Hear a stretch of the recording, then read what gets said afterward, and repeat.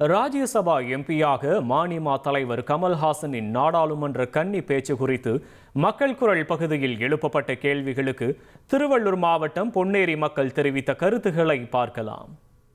மக்களை கவர்ந்தது எனக்கு ரொம்ப பிடிச்சிருந்தது. இன்னைக்கு சூழ்நிலைக்கு கண்டிப்பாக அது மாதிரி பேச்சு தேவை.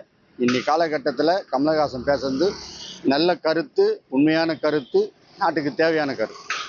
அதை நான் ரொம்ப விரும்புகிறேன். எங்களுக்கு எல்லாருக்கும், எங்கள் குடும்பத்தில் எல்லாருக்குமே பிடிச்சிருந்தது. நான், எங்கள் மனைவி, எங்கள் தம்பி எல்லாருமே பார்ப்போம். எல்லாருக்குமே அவர் பேசின பேச்சு பிடிச்சிருந்தது. புரியாமல் ஒன்றில் நிறைய பேர் எனக்கு புரியலை, அது செய்யலை அப்படின்னு சொல்லிட்டு அரசியல் தலைவர்கள் மாற்றி சொல்கிறாங்க. ஆனால் அழகாக புரிஞ்சது. இது வரைக்கும் அது மாதிரி கமல்ஹாசன் பேசி நான் பார்த்ததே கிடையாது. மேல் சபையில் பேசுவது நல்லா பசுங்க பேசுவார்.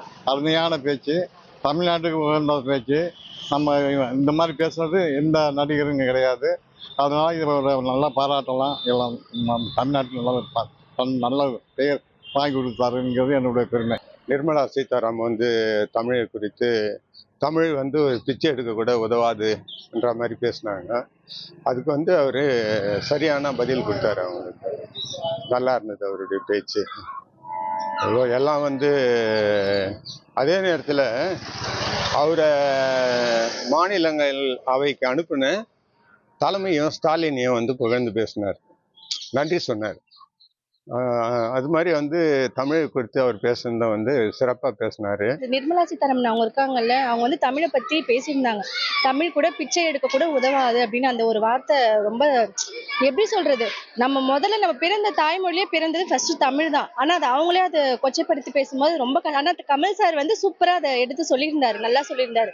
தமிழை பற்றி இவ்வளோ இது பண்ணி பேசுறாங்களா, அதுதான் எடுத்துக்க முடியல. மற்றபடி கமல் சார் பேசுறது சூப்பராக இருந்தது, நல்லா பேசியிருந்தாரு. அவரு அதுக்கு பதிலும் சொல்லாம எடுத்தும் பேசாம அவர் சாதாரணமாவே ஒரு அவங்களுக்கு கேட்குற இதுக்கு அவரு கரெக்டான ஒரு எடுத்துக்காட்டா ஒன்று சொல்லியிருந்தாரு, நல்லா இருந்துச்சு. தமிழ் பத்தி பேசியிருக்கிறாருங்க. அவங்க நிர்மலா சீதாராமன் அவர்கள் எதை மேற்கோள் காட்டினாங்க,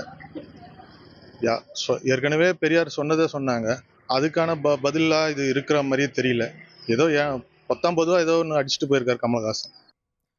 மக்கள் குரல் பகுதியில் பொன்னேரி மக்கள் தெரிவித்த கருத்துக்களை பார்த்தோம்.